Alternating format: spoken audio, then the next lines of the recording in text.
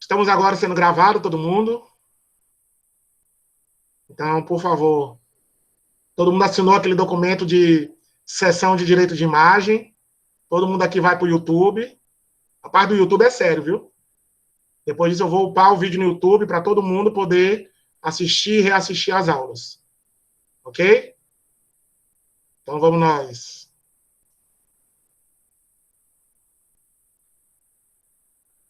Todo mundo vendo o PowerPoint?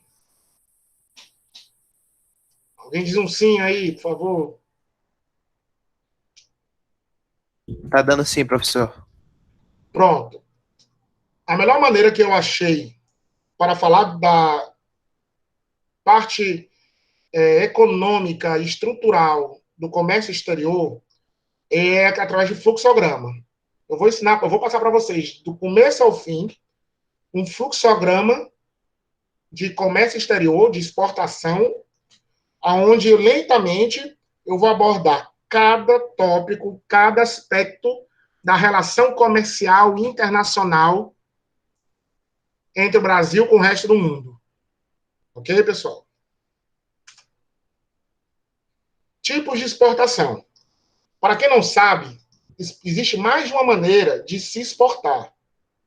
As exportações, elas podem ser de bens enviados de empresa para clientes, de empresa para as empresas. E pode ser de bens ligados a uma empresa intermediária que vai dar o destino final ao seu bem. Sem falar, obviamente, que essa mesma dinâmica pode ocorrer com serviços. Existem exportações diretas e indiretas. O que é uma exportação direta? É uma exportação que envolve uma relação e negociação direta na venda de bens e serviços para comprador de outro país. O que eu quero dizer com isso? Felipe Calado vai vender para John Smith. Felipe Calado Company está vendendo para John Smith Company. É uma relação direta entre a empresa que está vendendo e a empresa que está comprando no exterior. É direto a relação. Existe a exportação indireta. A exportação indireta ela é feita através de uma trading ou comercial exportadora. O que é uma trading? Trading são empresas que têm autoridade, elas passam por todo um procedimento burocrático, legal, que dá a elas poder para, dentro do país de onde elas existem, exemplo, uma trading brasileira, ela compra produtos de empresas, no caso, brasileiras, e para o brasileiro que está vendendo para essa trading, que é uma empresa daqui, para aquele cara, para todos os efeitos, é uma exportação. Ele vai ter os mesmos benefícios, ele vai ter as mesmas vantagens de que se ele estivesse exportando para o exterior. Mas, professor, por que a trading tem esse direito? Por que ela tem esse benefício? Porque ela é obrigada, por lei, a 100% da produção dela que ela compra, 100% do que ela compra, ela tem que exportar. Ela é obrigada a exportar, não tem que querer. Então, muitas vezes, a trading, ela compra produtos de empresas brasileiras antes mesmo de já ter o comprador no destino final. Mas elas já compram para prospectar o mercado e passar para frente o produto. Ou outras vezes, a trade não quer abrir mão para quem está vendendo o nome de quem está comprando, porque ela ganha pelo meio do caminho, entendeu? Então, muitas vezes uma trade é procurada por uma empresa de fora para poder vender para essa empresa de fora o produto que ela quer, e a trading, ao comprar ela mesma, você que está vendendo para ela nunca vai saber quem é o comprador final. Entendeu? E aí ela consegue mandar o produto para fora, ganhar, muito bem, obrigado, e nunca perder o caminho das pedras. Porque eu que tenho o produto na fábrica, não sei quem era o comprador final. Mas para mim valeu a pena, porque para mim foi uma exportação. Então eu vou ter os mesmos benefícios fiscais do que uma exportação, que eu vou explicar mais para frente. Dúvidas até aí? Está começando a entrar no comércio exterior ipsiliter agora, entendeu? Então, não vai ser tão focado só em economia. Estamos falando agora de comércio exterior, comércio internacional.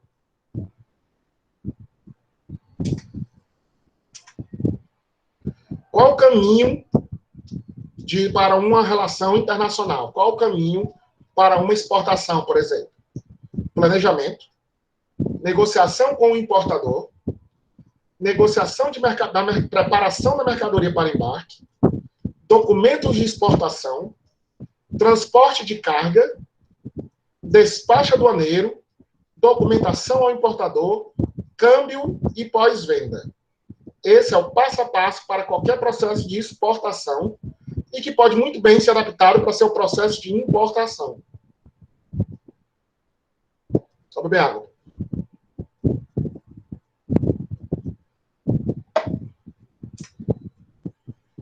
Planejamento. É importante respeitar as diferenças do mercado interno e externo. Você não pode, quando você estiver lidando com uma relação internacional, nunca analise preço por preço. Ah, eu estou vendendo no Brasil a 3, eu vou vender lá fora a 3. Vou só converter para a moeda de lá, que daria 3 e bola para frente. Não é assim.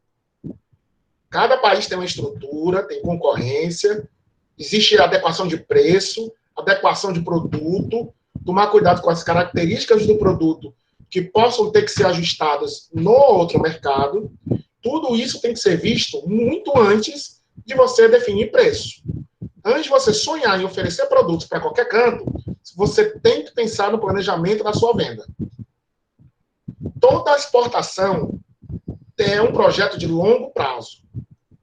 Não, a pior coisa do mundo são oportunistas. Exemplo, a crise que nós estamos de coronavírus. As exportações de máscara, material hospitalar e tudo derivado está no céu. No céu, no céu, no céu. É terra de quem tem. Quem tem pode, controla, pede o que quer, todo mundo paga. Tá um negócio de louco. Dito isso, se você resolve entrar nessa brincadeira, que é aproveitar e surfar a onda, e você, por algum motivo, no meio do caminho, resolve mudar sua atenção e deixar de querer mudar, exemplo, uma empresa chinesa começou a fornecer para a Unimed. Aí, por algum motivo justo, Estados Unidos aprovou um pacote de 2 trilhões de dólares só para comprar material hospitalar. Ele fez uma encomenda hoje de 1 bilhão de máscaras cirúrgicas descartáveis. Vamos dizer que uma empresa chinesa tivesse um contrato de fornecimento para a Unimed aqui no Brasil de 2 milhões de máscaras por dia. Por dia não, desculpe, por mês, por semana. Toda semana mandar 2 milhões de máscaras de avião. Mas aí o tio Trump pediu 1 bilhão de máscaras de uma lapada só. Aí esse chinês pega e fala para o Unimed, Unimed, ó, foi mal, te vira, não vou te atender, eu quero atender esse pedido de 1 bilhão e para eu atender eu não posso vender para mais ninguém.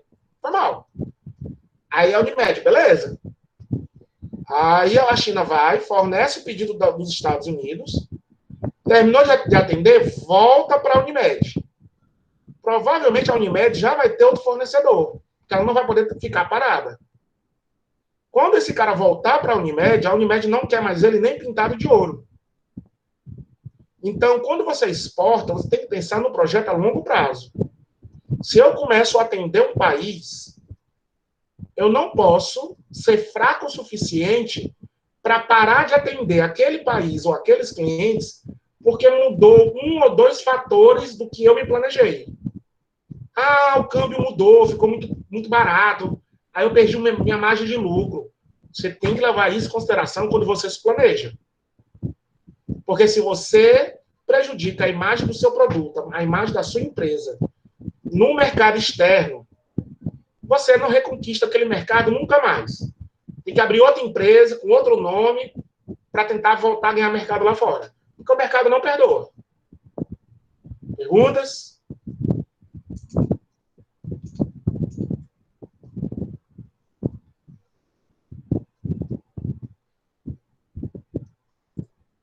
Continuando. Por que exportar? Fatores que beneficiam a exportação.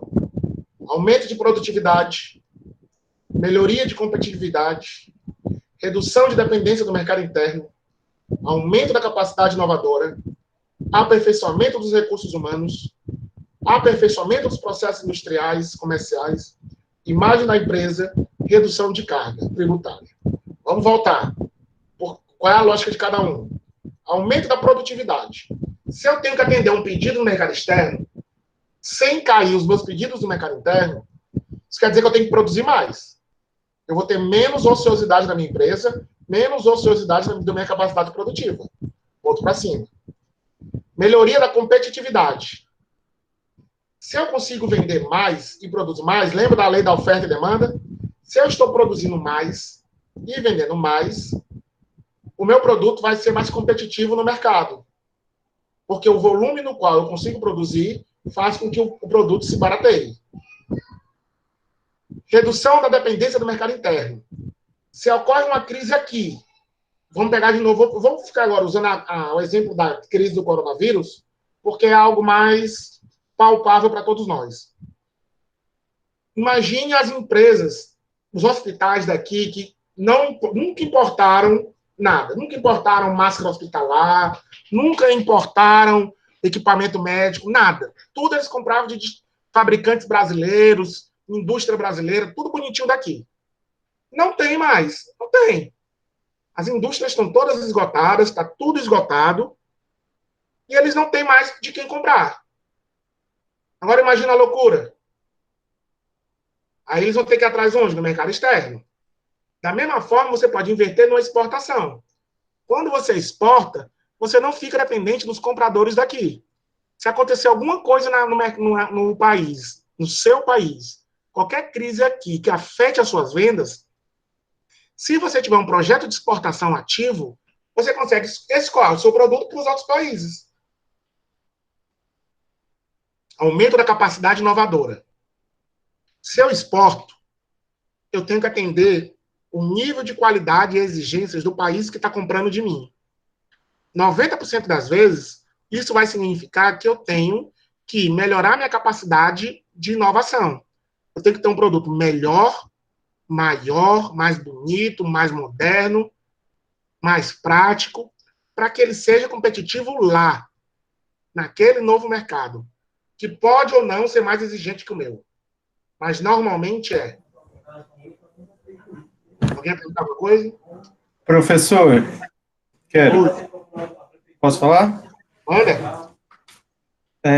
O senhor tinha passado o conceito numa aula anterior que a demanda era diretamente, a oferta era diretamente proporcional, correto? Correto. Aí agora o senhor comentou que se eu produzo mais, eu posso fazer um produto mais barato e ser mais competitivo. Mas isso não é o contrário do que foi... Para deixar claro, eu consigo ser mais competitivo no mercado externo. Tá, porque aí fica diferente do conceito, né? Não, tudo bem, mas porque, só completando, essa competitividade é no mercado externo.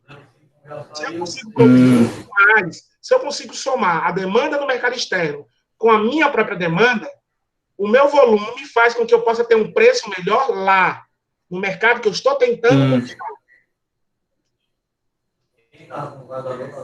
Não está ligado à minha oferta e demanda interna do meu país, da minha economia, que é todo o ponto da oferta e demanda. Ou seja, é diferente no externo do que o conceito internamente, é isso? Não é que seja diferente, mas porque quando você está trabalhando com externo, tem outros fatores que vão afetar o conceito básico. O conceito básico tem esse nome por um motivo. Ele é limitado. Ele só funciona daquele jeito, funcionando muito, muito básico, muito feijão com arroz.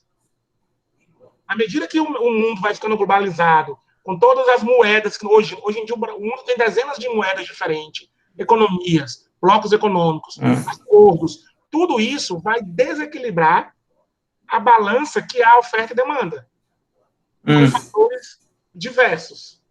Então, não é que é um novo conceito que diverge, mas o conceito teve que evoluir por conta do mundo globalizado e da internacionalização. Ok? Mas a base dele é a mesma. Se eu produzo 10 no Brasil e o povo brasileiro está querendo comprar 11, Então, isso quer dizer que eu posso cobrar bem mais caro do meu produto aqui.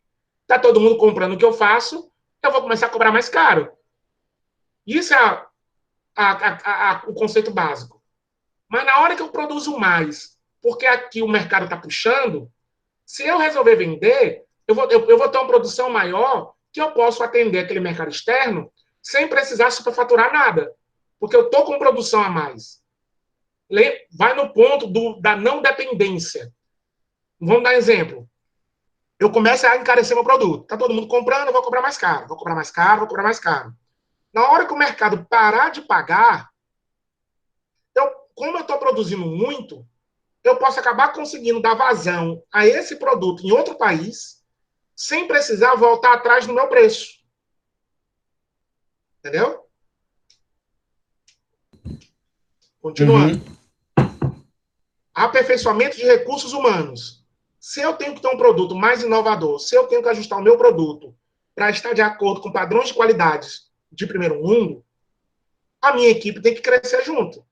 O cara que não só a máquina muda. A máquina muda, quem manuseia a máquina muda, a minha matéria-prima muda, quem manuseia a minha matéria-prima muda, os processos da minha empresa mudam, então a gestão da minha empresa muda. Tudo da minha parte humana acompanha a capacidade inovadora que a minha empresa vai ter quando ela resolve começar a exportar. Aperfeiçoamento de processos industriais e comerciais, que eu acabei de dizer. Não apenas o lado humano. A empresa como um todo, que quando você fala capacidade inovadora, é do produto ser um produto de ponta. Aperfeiçoamento dos recursos humanos é a sua equipe virar uma equipe de ponta. Aperfeiçoamento dos processos industriais e comerciais é a sua empresa virar uma empresa de ponta. Um puxa o outro. E você tem que ser. Se você não seguir esse rumo, você não consegue ter uma filosofia exportadora. Você não consegue virar uma empresa séria, exportadora, sem seguir todos os preceitos. E redução de carga tributária. Esse último ponto, ele é o último de propósito, porque ele, na prática, ele é o primeiro. Este último ponto, ele era para ser só mais um detalhe do porquê leva uma empresa a exportar. Mas no Brasil, é 99,9% dos motivos que faz alguém bater na porta da minha empresa. 9 de cada 10 pessoas que batem na minha porta, oi, meu nome é fulano, sou da empresa tal, eu quero a sua ajuda para exportar, é isso, é redução de carga tributária. Porque empresas brasileiras, quando exportam, elas têm isenção de todos os impostos sobre o faturamento da venda. Todos os impostos que você paga ao tirar a nota de venda, quando você exporta, é tudo zero. Zero, zero, zero, zero, zero, zero, zero. Então, os empresários todos se encantam. Ah, minha margem de lucro, então todo mundo voa para isso. Só que se eles não levam em consideração os outros fatores que eles têm que atentar, eles acabam não conseguindo ter sucesso. Uma coisa importante, envolvimento de colaboradores. Lembrando que a gente está falando aqui de planejamento. Tudo isso tem que ser pensado na teoria, no mundo ideal, cor-de-rosa, tudo isso tem que ser pensado antes da empresa sonhar em buscar comprador para ele lá fora. Envolvimento dos colaboradores. É importante que a empresa toda esteja dentro do processo. A pior coisa do mundo é uma empresa cujo gestor resolve, vou exportar. Aí ele bota uma pessoa para resolver isso, para abrir mercado, prospectar, que seja. Vamos dizer que essa pessoa tenha sucesso. Na hora de receber o dinheiro para pagar o câmbio, o financeiro da empresa não sabe nem para onde é que vai. E nunca foi avisado, nunca foi explicado para eles que eles tinham que aprender isso. Aí começa a correria. Não, tem que resolver, porque o dinheiro, o cara já mandou o dinheiro, tem que pagar, tem que receber esse dinheiro hoje. Aí o financeiro não entende nada. Aí o cara pega e passa as exigências de adaptação do produto. O produto tem que vir com rótulo em inglês, tem que estar assim, assim, assado, a caixa tem que ser assim, para poder aguentar o transit time, bababá, bababá, bababá. Chega na produção, o pessoal da produção não sabe nem para onde é que vai. Não, tem que ter outra caixa. Nossas caixas não vão aguentar isso. Sim, mas tem? Não, tem fornecedor? Não sei. Não, tem que mexer no produto. Vixe, tem que mudar o rótulo. Tudo isso porque a empresa não se uniu. O dono, o gestor da empresa, não pegou os gestores de cada departamento, sentou todo mundo e coordenou todo mundo. Ele apenas acordou um belo dia com um sonho. Eu vou exportar. E o brasileiro tem aquela coisa do, não, na hora se resolve. Mas é importantíssimo o envolvimento de todos os colaboradores. Tem que capacitar. Não é só dizer assim para o financeiro, ó, a partir de agora você tem que aprender a fechar câmbio, viu? Te vira. Não é assim. Você tem que capacitar esse cara para isso. Não é pegar uma menina do faturamento e dizer, ó, fulano, a partir de hoje, você fica responsável em emitir os documentos de exportação. Fatura, packing list, conhecimento de embarque, tu resolve tudo, viu? A menina nem inglês fala. Então, tudo isso que eu estou falando são coisas absurdamente comuns. Porque a empresa não envolve os gestores e nem capacita os seus funcionários para que eles possam exercer a função que ele quer que exerça direito. Quando aquela menina do faturamento foi contratada 3 anos atrás, ela pode ser muito boa, mas ela não era de comércio exterior. Nem ela entende nada de comércio exterior. Você não pode simplesmente exigir para ela o conteúdo e o domínio de um assunto que ela não domina. Capacite ou contrate gente nova. Fornecedores, outra coisa importantíssima. Mercado externo, as empresas, quando elas resolvem importar, salvo exceções, normalmente estamos falando de quantidade. É que nem aquela famosa expressão, para eu sair de casa, eu não saio por menos de. É a mesma coisa no comércio internacional. Se eu quero pouco, provavelmente vale mais a pena eu comprar no meu mercado do que estar importando. Salvo exceção. Uma matéria-prima essencial para mim, eu resolvi criar um produto que não usa a matéria-prima que tem no meu país, blá, blá, blá, blá. Isso são exceções. Por via de regra, quem trabalha no comércio exterior trabalha com quantidade. E às vezes o cara que quer começar a exportar, ele não pensa nisso. Ele pensa assim, não, eu tenho capacidade produtiva de 100 mil peças. Eu estou produzindo 70 mil. Eu estou com essas 30 mil peças ociosas. Vamos ver se eu consigo exportar. Qualquer coisa eu arranjo um cliente ali, vendo um pouquinho, já dá um dinheirinho a mais, papapá, papapá. Aí começa. Aí aparece o comprador. Nossa, esse produto é bom, gostei. Quero fazer um pedido, quero 300 mil peças. Aí o cara tem produção de 100 mil, ocioso, só tinha 30, o primeiro pedido que ele recebe é de 300. Aí o que é que o cara tem? Aí o cara começa a se desesperar. Comprar maquinário, treinar, contratar gente, falar com o fornecedor. Será que meu fornecedor tem a quantidade de matéria-prima que eu preciso para produzir 300 mil? E isso ninguém vai atrás. Ninguém se preocupa antes da hora. Primeiro, falar com o meu fornecedor. Fornecedor, vou começar aqui um projeto de exportação. Vou começar a tentar abrir mercado. Se eu der muita sorte ou encontrar o caminho das pedras, você consegue me fornecer o dobro de matéria-prima se eu precisar para amanhã? Não, vai lá, mete quente. As pessoas não fazem isso. O meu fornecedor, ele pode alterar o produto para o que eu precisar? Fornecedor, tu tem como me entregar o produto já com uma rotulagem em inglês? Sim ou não? Fornecedor, eu vou ter que... Você tem todos os insumos que eu possa precisar? Ou eu vou ter que buscar novos fornecedores em caso de aumento? Ó, se você aumentar a produção, só vou poder fornecer esses 3 matérias-primas. As outras 2 tem que procurar outro cara. Então, tudo que é ligado a fornecedor tem que ser estudado antes, para você saber exatamente o que é que pode acontecer e quão rápido você resolve, a nível de produção da sua mercadoria. Aí vamos agora para vocês. Como é que está a hora aqui, pessoal? 8h10. Vamos agora para vocês, certo? Isso aqui é importantíssimo para o pessoal de economia. E para o pessoal de comércio exterior também, mas é aqui que os dois setores, comércio exterior e economia, se fundem. De tudo que eu vou dizer, esse considero a parte mais importante, certo? Tudo que eu vou dizer desse PowerPoint. Classificação fiscal. O mundo, em busca de padronizar a comercialização de produtos entre os países, criaram um código numérico. Esse código numérico se chama Sistema Harmonizado de Designação e Codificação de Mercadorias. Ninguém fala esse nome todo. Para o mundo inteiro, o nome é SH, ou HS, o termo em inglês. É só a inversão das palavras. O SH, ele é um código numérico que ele explica o que é cada número, ou, desculpe, cada produto que existe no mundo. Todo produto, toda uma caixa, um lápis, um cartão, uma bola, um copo, uma máquina, uma bicicleta, qualquer coisa que pode ser comprada ou vendida no mundo, ela tem um código numérico, que é o mesmo código numérico para todo mundo, menos para nós.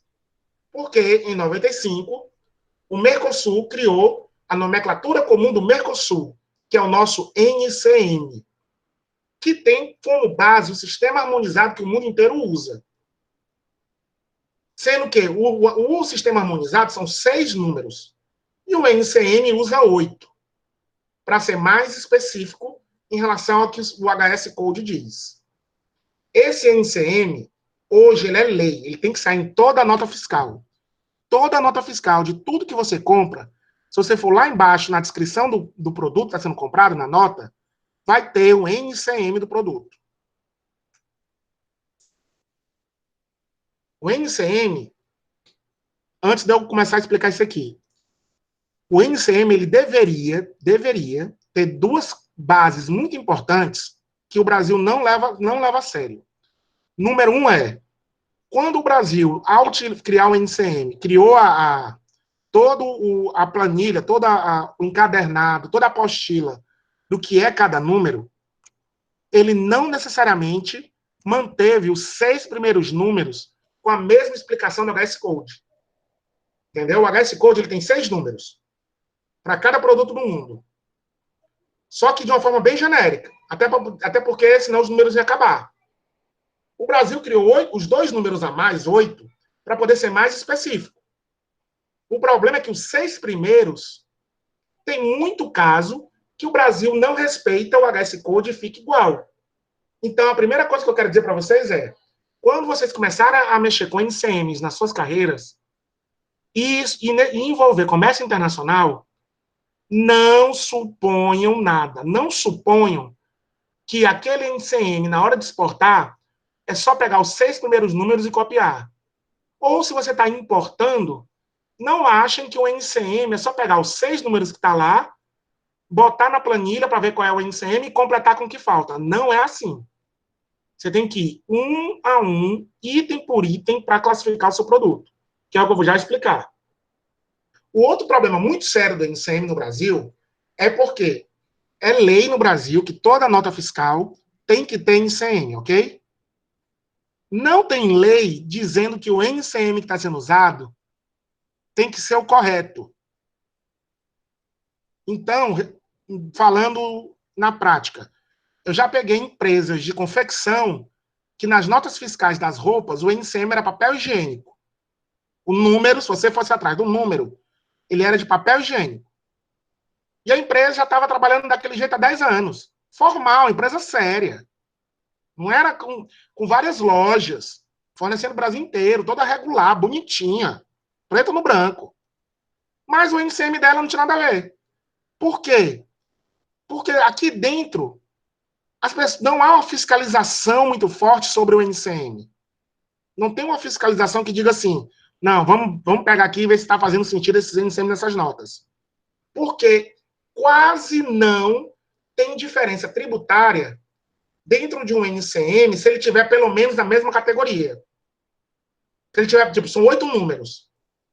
O NCM ele tem um número crescente. Os 2 primeiros é o capítulo, aí vem posição, subposição, ele vai afunilando. Se os primeiros números estiverem corretos, normalmente no mercado interno, a Receita tende a não se preocupar muito com os últimos dígitos. Mas no mercado externo, cada dígito conta. Se você errar um dígito numa exportação, o produto não entra, volta. Ou então vai pagar uma multa altíssima para poder corrigir toda a documentação para poder entrar. Alguém vai falar alguma coisa? Não. Então, o mundo inteiro leva muito a sério o NCM. Muito. O Brasil já é um pouco mais leniente com isso. Mas isso é importantíssimo para vocês, porque cada código que existe, ele não apenas diz o que é aquele produto, como ele vai lhe dar todos os impostos que aquele produto paga. É aí que entra o lado econômico. O exemplo que eu estou dando aqui. A primeira parte do NCM, o NCM é quebrado, ó, lá na imagem. 3 pares de números e 2 números soltos. Então, por exemplo, capítulo 39 é plásticos e suas obras. Tudo que é de plástico e tudo que é feito de plástico está no capítulo 39. Depois do capítulo vem a posição. Aí vem posição 23. Então fica 39 e 23. Dentro dos plásticos e tudo que é feito de plástico, a posição 23 está especificando que são produtos que são feitos para transportar ou para embalar.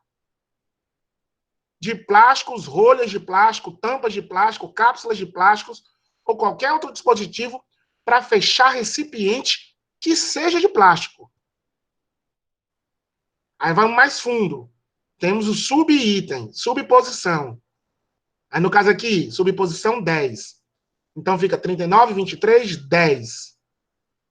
Dentro dos produtos de plástico e feitos de plástico, e que são feitos para ser embalagens de plástico, agora ele está focando nas embalagens que são caixas, caixotes, engradados ou semelhantes. Vamos mais fundo. Tem o item e o subitem. Primeiro item é o 1. Aí ele completa, fica 1, 0. Aí fica 39. Por que eu quero dizer que ele completa com 0? Só para deixar bem claro. Se eu coloco no NCM um item e eu não especifico o subitem, ele sempre vai completar com 0 no final.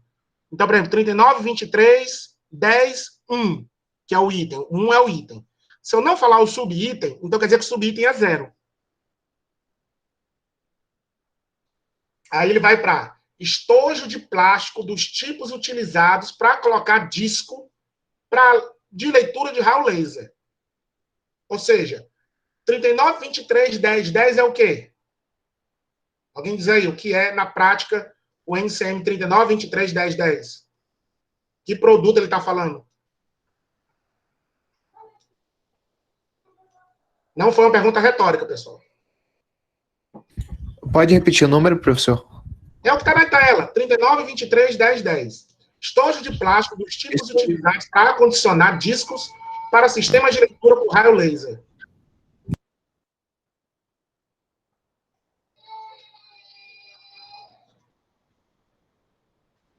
Ninguém sabe o que é isso? Aqueles estojos para colocar CD. É a caixa, é o case de CD. É o case de CD, de DVD. Exatamente. É a caixa. Exato. Aí o nome é raio laser. Sim, é a tecnologia usada para ler o produto que está dentro. Discos para sistemas de leitura por raio laser. Aí, por exemplo, hoje em dia o Blu-ray já deve ter uma outra categoria. Porque o Blu-ray não é mais leitura por raio laser. O Blu-ray é leitura por raio azul. É uma outra tecnologia lá. Um outro leitor. E só por isso tem que ter um novo código para o produto que leva um disco. É isso que vocês têm que entender. O NCM ele especifica tudo que existe. Se um dia foi inventado e ainda é usado, vendido ou comprado, ele tem um código NCM, ele tem um HS Code. Outra coisa importante para vocês saberem é que o NCM ele segue uma lógica de numeração crescente por industrialização do produto. O que eu quero dizer com isso? O NCM começa no capítulo 1, óbvio. O capítulo 1 é boi e vaca. Animais vivos. Animais vivos. Não foi nem abatido ainda. É boi e vaca. Aí o 101, aí vem boi, vaca, cavalo, cachorro, aí continua. O 1 é os animais vivos. Porque é o produto comercializado no mundo que menos teve industrialização ou manipulação do ser humano dentro do produto. Imagina boi como um produto. A vaca lá mugindo como um produto. Ela, o ser humano alimentou, deu vacina, tudo bem. Mas a vaca é uma vaca independente do que o ser humano faça. Ela não é uma coisa mutante construída com a perna de um animal. Não, ela é uma vaca. Ela é um ser vivo que, com ou sem a influência humana, se ela tivesse chegado na vida adulta, ela seria igual. Um pouco mais gorda, um pouco mais magra, mas a vaca é a vaca. Capítulo 2 é a vaca morta. É a vaca, o animal abatido. Porque já teve uma intervenção do ser humano. O ser humano chegou lá e matou a vaca. Capítulo 3 são as carnes já em cortes e congelado. Aí, capítulo 5, 6, começa a vir fruta, verdura e legume. Capítulos 12, 13, 15, 20, coisas feitas de madeira. Carroças, caixas, cadeiras, armários. Capítulos 20, 30, coisas feitas de plástico, derivados de petróleo, vidro. Capítulos 50, 60, 70, maquinário, coisas industrializadas. Quanto maior o número, mais industrializado é o produto. Curiosidade, os últimos capítulos, os produtos mais avançados, são obras de arte. Uma obra de arte, uma pintura. Porque uma pintura ela é 100% uma construção humana. Então, os capítulos mais avançados são para esculturas, obras de arte, quadros, pinturas. Porque é um tipo de objeto 100% feito por seres humanos. Não existe um quadro do Picasso, não tem como ele surgir na natureza. Entendeu? Brotar do chão uma obra-prima de Picasso. Não tem como uma arte ser pintada naturalmente na natureza. Dentro de um quadro vernizado, com moldura.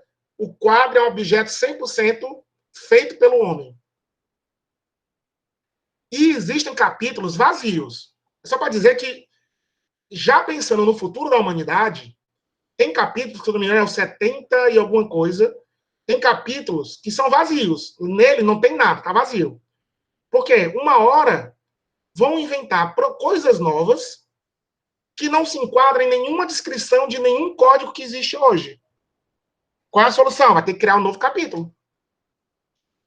Tem que achar um lugar para colocar aquela coisa nova que a humanidade desenvolveu. Então, existem capítulos vazios pensando no futuro da humanidade. Mas todo produto no mundo tem um NCM, um HS Code. Todo produto que tem um código desse tem uma tributação específica e que deve ser respeitada. E o mesmo código é o que vai dizer para um governo de um país e do outro o quão aquele produto pode ou não entrar, se aquele produto é perigoso. Brincadeiras à parte, é o código do HS Code, do plutônio ativado, que diz para o governo que aquele plutônio ativado é radioativo. Vamos dizer que eu seja um fiscal da Receita Federal. Nerdzão de matemática, odeio filme, nunca li ficção, odeio química. Vamos ir passei no concurso. Não é minha obrigação, se eu pego uma carga importada, e eu, como fiscal da Receita, é o meu trabalho, não é minha obrigação, se eu pego uma fatura comercial e que o cara escreveu lá plutônio ativado, eu saber o que diabos é plutônio ativado. Não é minha obrigação saber disso, eu não sou obrigado a saber disso. Mas o que acontece? Aí eu pego o código HS Code, o NCM, que está na documentação, eu coloco no meu computadorzinho da Receita, aí o meu computador vai dizer plutônio ativado, feito de material radioativo, papapá. Para entrar no Brasil, tem que ter autorização prévia do Ministério das Forças Armadas, do Ministério das Fontes e Energias, nananana. Esse código é o que diz tudo de um produto para o próprio governo. Quando o produto está entrando no país, saindo de um país. Se você erra esse código, não interessa o que você escreveu ou deixou de escrever. O código errado, o resto não interessa estar certo. Então, esse número é uma das coisas mais importantes que existe, ao meu ver, no comércio internacional, e é uma das coisas mais subestimadas pelas empresas na hora que elas pensam em importar e exportar.